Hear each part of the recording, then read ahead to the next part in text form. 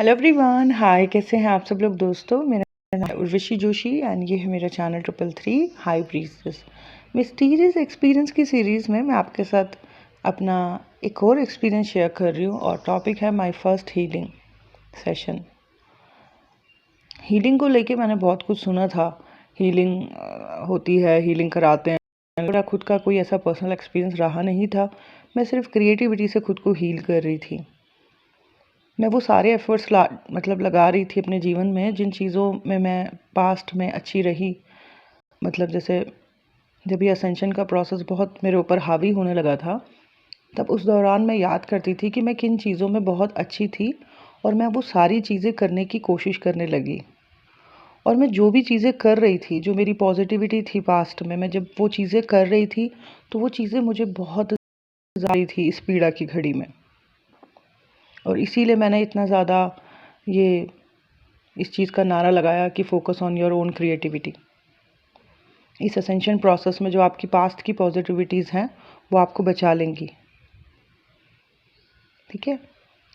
तो हीलिंग की तरफ हीलिंग सेशंस मैंने कभी नहीं कराए। रेकी हीलिंग या कोई भी चीज़ें जो लोग कराते हैं मैंने कभी नहीं कराई। मुझे तकलीफ़ होती रही फिर भी मैंने नहीं कराई, पता नहीं क्यों। फिर उसके बाद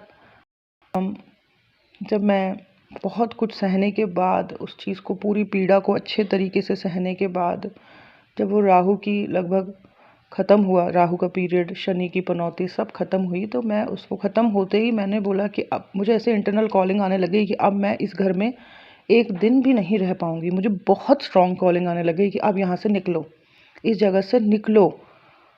और मुझे अंदर की वो कॉलिंग बहुत साफ साफ समझ आती है, बहुत साफ साफ। तो जैसे ही मेरा राहु की गति कंप्लीट हुई, जैसे ही मेरा वो शनि का पीरियड कंप्लीट हुआ, मुझे बहुत स्ट्रॉन्ग कॉलिंग आई कि यहाँ से निकलो निकलो निकलो। और मैंने मेरे हस्बैंड से बोला कि अब मैं इस घर में पाऊँगी, मुझे मेरा दम घुट रहा है, मेरे को नहीं रहना यहाँ पे। आप यहाँ से, हमें जाना है, हमें यहाँ से निकलना है। तो अभी एक ही दिन हुआ था, हम बाहर की तरफ आए और इतना अच्छा ईस्ट फेस्ड, पूर्व दिशा की तरफ जैसे लोग ढूंढते हैं वास्तु से, ऐसा इतना बढ़िया, इतना फर्स्ट क्लास जो है विला हमें मिल गया एक ही दिन के अंदर। पूरी बात पक्की हो गई और सब कुछ हो गया और हम फटाफट शिफ्ट हो गए। और जैसे ही मैं यहाँ पे आई, मुझे ऐसा लगा मुझे सांस आ गई, जैसे इतने दिनों से मैं ब्रीथ नहीं कर पा रही थी। तो जैसे ही हमारी एनर्जी थोड़ी सी राइज अप होती है ना, हमारा लोकेशन चेंज हो जाता है।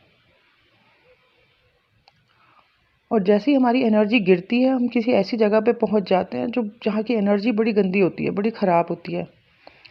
तो जैसे ही मैं यहाँ आई नई लोकेशन पे, नए घर में, तो मेरे को ऐसा लगा जैसे मुझे सांस आ गई, जैसे मैं ब्रीथ पा रही हूँ, जैसे मैं सांस ले पा रही हूँ। सब अच्छी चीज़ें यहाँ पे हो रही थी, जैसा यहाँ बिल्कुल वैसे ही था। बहुत सारी धूप, हवा, रोशनी, जैसा मुझे चाहिए था, प्योरिटी, सब कुछ था यहाँ पे। फिर एक दिन अचानक से मेरे गेट पे एक लेडी आई, जिसे मेरी डॉटर लेके आई, एंड उनके साथ जब मेरी बातचीत हुई तो एकदम से इंस्टेंट कनेक्शन सा बन गया। काफ़ी सारी बातें हम करने लग गए। वो भी स्पिरिचुअल, अब एक हीलर थी और काफ़ी अच्छी किताबें पढ़ रही थी। वो जिस बुक के बारे में मुझे बता रही थी वो ऑलरेडी मैं पढ़ चुकी थी। एकदम से जल्दी जल्दी हमने इतने सारे एक्सपीरियंस अपने शेयर कर लिए कि जैसे पता नहीं कब से तड़प रहे हो कि बताना एक दूसरे को। और उन्होंने भी महसूस किया कि इतनी जल्दी कैसे हम इतने जल्दी कनेक्ट हो रहे हैं। फिर मैंने उनसे बोला कि क्या आप मुझे एस्ट्रोलॉजी सिखाएंगे? तो उन्होंने बोला कि हाँ। तो वो फिर डेली मुझे सिखाने के लिए एस्ट्रोलॉजी घर पे आती थी। उन्होंने मुझे बेसिक एस्ट्रोलॉजी सिखाई। मुझे बड़ा अच्छा लगा। जब आप कभी जैसे अपने थोड़ा आप तकलीफ़ में हो, उस वक्त अगर आप लर्निंग या ज्ञान में आ जाओ ना, तो आपको ऐसा लगता है जैसे आप हील से हो रहे हो, जैसे आप अच्छा लगना शुरू हो जाता है।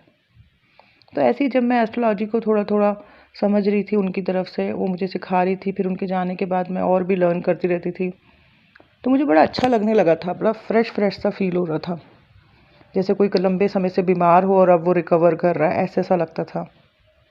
तो एक दिन 2020 के एंड में ऐसे ही मैंने उनसे बोला कि आपको क्या आप पास्ट लाइफ रिग्रेशन भी करते हो? तो उन्होंने बोला कि हाँ, करती हूँ मैं। तो मैंने बोला कि अच्छा। फिर मैंने ऐसे सोचा कि क्या है, ये होता भी है ये पास्ट लाइफ रिग्रेशन? वो पहले भी टेलीविज़न पे एक प्रोग्राम आता था जिसमें एक लेडी कर रही होती थी, तो मैं ये सारे घर के लोग देख रहे होते थे, मुझे इतनी इरिटेशन होती थी उस प्रोग्राम को देख के। क्या नाटक चल रहा है ये? क्यों करा रहे हैं ये? मकसद क्या है इस चीज़ को कराने का? क्या फ़ायदा है अपने पास्ट में जाने का? मैं यहाँ खेतों में हूँ, मैं यहाँ ये कर रहा हूँ, वो कर रही हूँ, क्या फ़ायदा है इस सब ड्रामे का? इसलिए मुझे कभी भी उस प्रोग्राम में इंटरेस्ट नहीं आया। अगर उसके कभी ऐड भी आ जाते थे तब भी मुझे चिढ़ मचती थी उसको देख के। मतलब वो समझा नहीं पा रहे थे शायद उस चैनल में कि ये पास्ट लाइफ रिग्रेशन करने का कोई फ़ायदा तो बता। वो तो जब मैंने many life many masters book पढ़ी तब जाके मुझे समझ आया कि इसका फ़ायदा क्या होता है। कभी कभी मेडिकल साइंस जब फेल हो जाता है कि आपको किसी चीज़ के ट्रॉमा से, आप दर्द से गुजर रहे हो, आपको कोई पेन फील हो रहा है और वो आप चेक कर कोई रिजल्ट वो कह रहे doctors you are completely fine, and आपको पता है कि नहीं कुछ अजीब सा आपके अंदर चल रहा है, तब ही मैंने देखा है कि ये past life regression healing session, subconscious mind healing, ये बड़े काम के आते हैं। ये आपके चक्रस को क्लेंस कर देते हैं। ये पुरानी जगह पे, मेन रूट कॉज जगह पे आपको लेके जाते हैं। आप उन सारी चीज़ों को वापस एक्सपीरियंस करते हो। अगर डिलीट करना है तो डिलीट करते हैं उन चीज़ों को, या जो भी करना है जो आपका गाइड बताता है। तो वहाँ से वो चीज़ें जब हट जाती हैं, साफ़ हो जाती हैं, आप वापस आ जाते हो तो आपको ऐसा लगता है कि कुछ निकल गया, कांटा था, जैसे कोई कील चुभी हुई थी, वो निकल गई आपके अंदर से। तब मुझे समझ आया वो बुक पढ़ के, मैनी लाइफ मैनी मास्टर्स पढ़ के, कि एक्चुअली में इन सब चीज़ों के फ़ायदे क्या हैं। पर वो जो टेलीविज़न में वो नाटक आता था, वो उसको देख के, वो पास्ट लाइफ रिग्रेशन का, उसको देख के तो मुझे बहुत ही ज़्यादा चिढ़ मचती थी कि ये क्या है सब ड्रामा ये सब। तो जब मेरी इन्होंने, जो मेरी टीचर थी, इन्होंने बोला कि हाँ मैं करती हूँ, तो मैंने बोला कि मुझे ऐसा मन ही मन हंसी आई कि इतना कुछ तो मैं कर चुकी हूँ, चलो एक काम करती हूँ, एक बार ट्राई कर लेती हूँ इस चीज़ को, करा लेते हैं, देख लेते हैं कुछ है भी क्या, फ़ायदा क्या, देख लेते हैं। चलो इतना कुछ मैंने पैसे उड़ाए हैं अलग अलग जगह पे, अपने आप को कभी कुछ तो इधर इधर भी थोड़ा देख लेते हैं, है ना। तो सेकेंड जनवरी को वो आई, तो एक तरीके से 2 जनवरी वॉज माई फर्स्ट हीलिंग तरीके का सेशन। सो जब वो आई तो जब उन्होंने स्टार्ट किया तो मुझे लगा कि कुछ नहीं होना, 1 घंटे बाद मैंने ऐसे ही उठना है और मैंने बोला है कि हाँ मैंने वो कोई खेत देखा था, कोई गांव देखा था, ऐसे ही कुछ, या किसी गांव में मैं कोई घाघरा चोली पहनी उधर घूम रही होंगी, तो ऐसा मुझे लगा, क्या कुछ फ़ायदा नहीं है।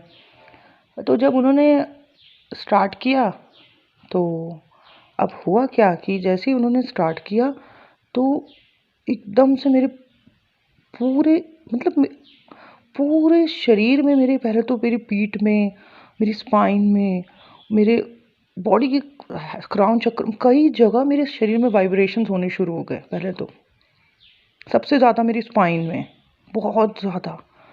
तो आई वाज लाइक ये क्या हो रहा है, ये क्या हो रहा है, इतना ज़्यादा ये स्पाइन में क्यों वाइब्रेशन, मतलब बहुत। तो मुझे लगा ये, फिर उसके बाद क्या हुआ, वो मुझे डीप में लेके गए तो मुझे उन्होंने बोला कि क्या दिख रहा है, तो मुझे ना मेरा वो वाला घर दिखाई दिया जहाँ मुझे पहली बार मेरे पूरे बॉडी में दर्द होने शुरू हुए थे।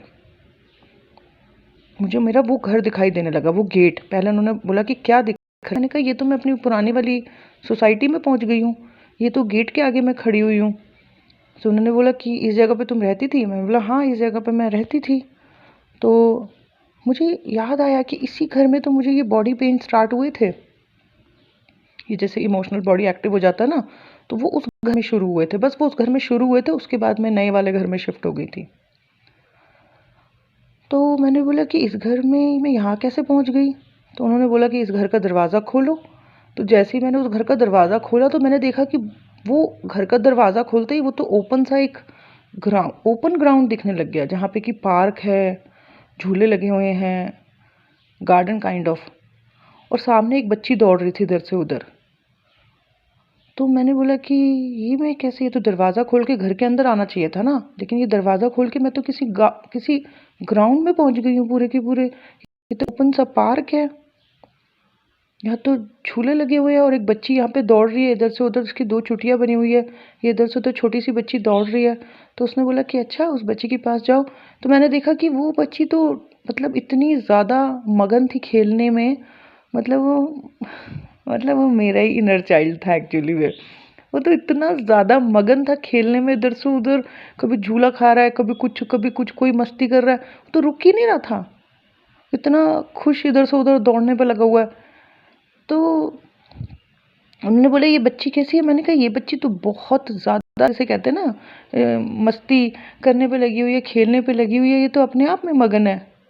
तो उसने बोला कि ठीक है अब आगे चलो, आगे चलो। तो मैंने देखा कि थोड़ा मैं नीचे की तरफ, मतलब उस गार्डन या जो भी चीज़ थी उससे थोड़ा नीचे की तरफ गई, तो सामने एक नदी सी थी और नदी के सामने एक बड़ा सा पेड़ था। तो मैंने बोला कि ये मैं यहाँ पे कैसे पहुँच गई? यहाँ पे तो अब एक मतलब जो ऊपर का एरिया था वो फिर भी ग्रीनरी था, वहाँ एक बच्चा दौड़ रहा था, लेकिन ये नीचे का एरिया बहुत सूखा सा पड़ा हुआ है और यहाँ अजीब सी गंदी सी धूप भी पड़ रही है। तो वहाँ मुझे ना बड़ी सैडनेस सी होने लग गई, जहाँ वो पानी वाला एरिया था और एक बड़ा सा पेड़ था, और वहाँ मुझे एक अजीब सी सैडनेस हो रही थी। इतना सा लग रहा था जैसे कभी कोई, जैसे किसी के घर में डेथ हो जाती है तो एक अजीब सा माहौल सा नहीं होता, वैसा सा फीलिंग मुझे वहाँ पे हो रही थी, गंदी सी, पानी के पास। तो मैं जाके वहाँ पे खड़ी हो गई। मैंने बोला यहाँ पे तो मुझे बड़ा अजीब सी फीलिंग्स आ रही हैं। ऊपर तो मुझे बड़ा अच्छा लग रहा था वो पार्क में वो बच्चे को खेलते हुए देखना, लेकिन यहाँ नीचे मुझे गंदा सा लग रहा है, बहुत अजीब सा। एग्जैक्ट मैं आपको वैसे ही बता रही हूँ जैसा मुझे उस दिन लग रहा था। तो उन्होंने बोला कि यहाँ पे नदी है? मैंने बोला हाँ। मैंने बोला हाँ यहाँ पे नदी है और सामने जो है एक बड़ा सा पेड़ है, और मैंने कहा यहाँ मुझे अच्छा नहीं लग रहा है, मुझे बहुत तकलीफ़ हो रही है इस जगह पे, मुझे यहाँ से निकालो, मुझे यहाँ से जाना है। तो मुझे ना एक बहुत सारी अजीब-अजीब सी फीलिंग उस जगह पे आ रही थी, बहुत मुझे तकलीफ़ हो रही थी और मुझे बहुत धूप भी लग रही थी वहाँ पे। तो उन्होंने मुझे बोला कि यहाँ पे कोई दिखाई दे रहा है? यहाँ पे कोई दिखाई दे रहा है? तो अब यहाँ पे बड़ी अजीब सी चीज़ हुई कि मैंने बोला कि हाँ, एक एक पता नहीं कौन है ये, तो कोई एक आदमी सा चल के आ रहा है। वो आदमी, कभी आदमी जवान दिख रहा था छोटी सी कद का, कभी बुढ़ा, कभी जवान कभी बुढ़ा, जवान कभी बुढ़ा सा दिख रहा। तो वो मेरे सामने आया और उसके बाद तो आप बिलीव नहीं करोगे, मुझे इतनी तेज कुछ हुआ, मेरी पूरी पीठ वाइब्रेट करने लग गई और फिर मैंने इतनी तेज चिल्ला चिल्ला के रोना शुरू कर दिया, जबकि मैं उस व्यक्ति को जानती भी नहीं थी। मुझे समझ भी नहीं आ रहा है कि एग्जैक्टली ये है कौन, कभी जवान दिख रहा है, कभी बुढ़ा, कभी जवान कभी बुढ़ा। और मैंने इतनी तेज चिल्ला चिल्ला के रोना शुरू कर दिया। मैंने बोला कि ये नहीं हो सकता, ये नहीं हो सकता, ये नहीं हो सकता, ये नहीं हो सकता। मुझे लगता है मैंने कम से कम 200 या 300 बार चिल्ला चिल्ला के बोला, मतलब मेरा कंट्रोल ही नहीं हो पाया। मतलब मेरी आवाज़ इतनी तेज चिल्ला चिल्ला के निकलने लग गई कि ये नहीं हो सकता, ये नहीं हो सकता, ये नहीं हो सकता। जैसे कोई किसी के मरने पे रोता है ना कि ये नहीं हो सकता, नहीं हो सकता, बिल्कुल ऐसे ही। और मैं अपने आप को चुप करना चाह रही हूँ, नहीं चिल्लाना चाह रही हूँ, लेकिन मेरी आवाज़ रुक ही नहीं पाई। मतलब पता नहीं आस पड़ोसियों ने भी सुन लिया होगा उस दिन, पर वो अब रुकी ही नहीं। और मैं इतना मतलब रोई और मेरी पीठ में इतनी ज़्यादा वाइब्रेशन हुई, जो रुक ही नहीं रही थी, वो करंट रुक ही नहीं रहे थे। मतलब मैं इतना थक गई वहाँ पे, मैं वहाँ पे भी रो रही हूँ, मैं यहाँ पे भी रो रही हूँ, और मुझे उस व्यक्ति को देख के मुझे समझ नहीं आ रहा कि क्या हो रहा है।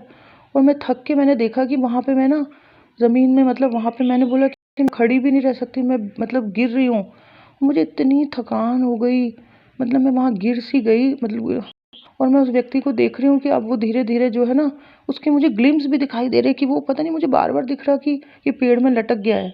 मतलब जैसे पेड़ पे इसने फांसी लगा ली है, लटक गया। और मैं चिल्ला रही हूँ नहीं, नहीं, नहीं, नहीं, ऐसे करते हुए मैंने, इट वाज़ लाइक ये बहुत पर्सनल एक्सपीरियंस है, लेकिन मैं आपके साथ इसलिए शेयर कर रही हूँ कि पता नहीं मुझे गाइडेंस आ रही है कि शेयर करना है।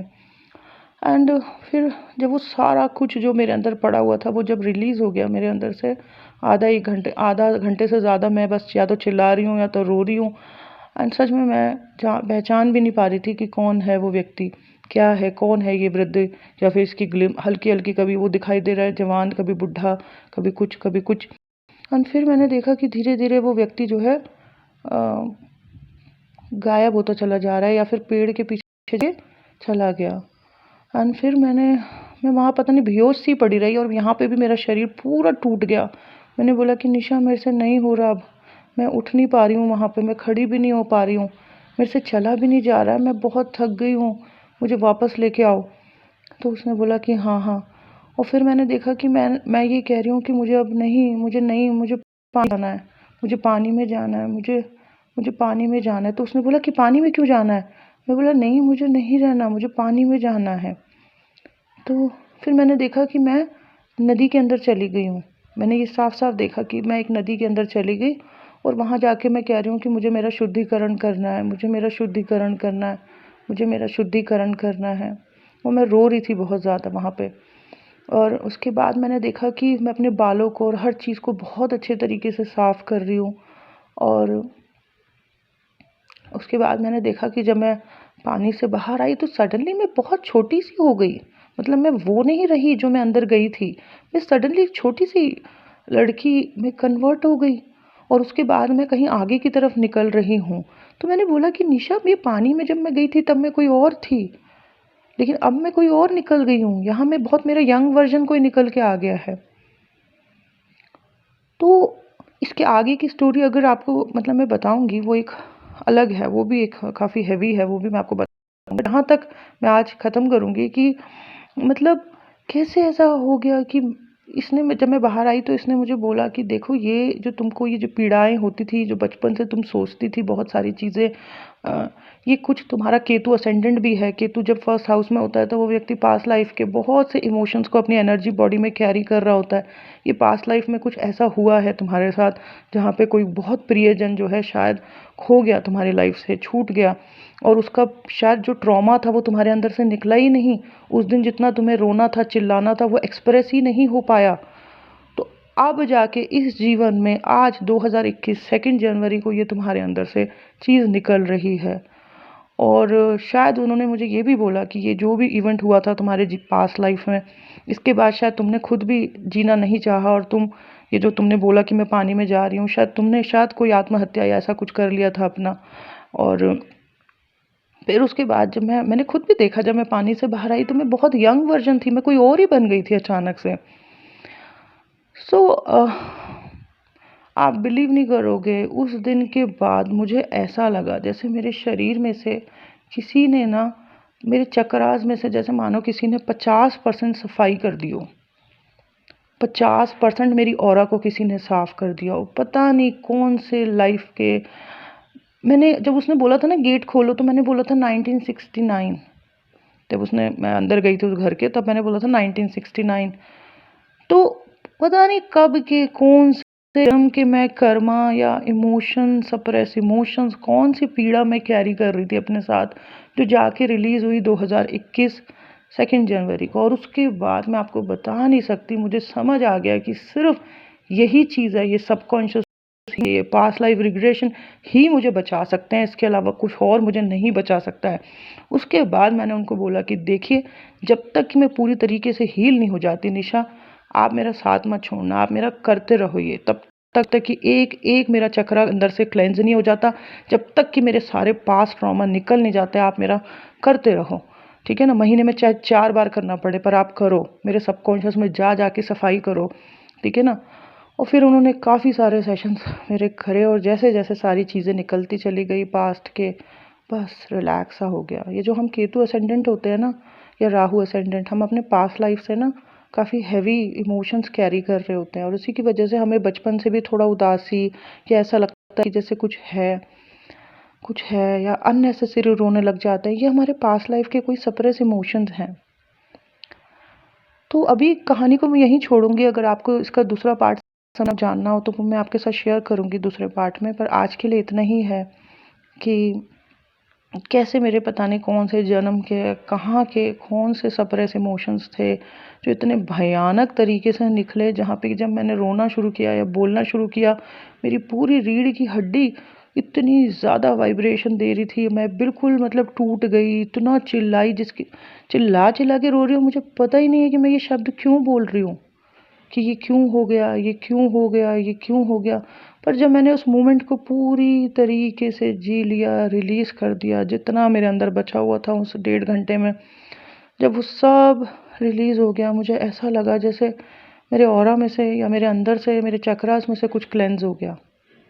ये मेरे फर्स्ट हीलिंग सेशन का एक्सपीरियंस है जो मेरे अंदर पड़ा हुआ था, जो मेरा दिल था कि दिल खोल के आपके साथ शेयर करूँ। यही था मेरा आज का वीडियो। इसके दूसरे पार्ट को मैं ज़रूर शेयर करूँगी कि आगे क्या हुआ था। पर आज के वीडियो को यही समाप्त करते हैं। Thank you so much. Bye bye, take care.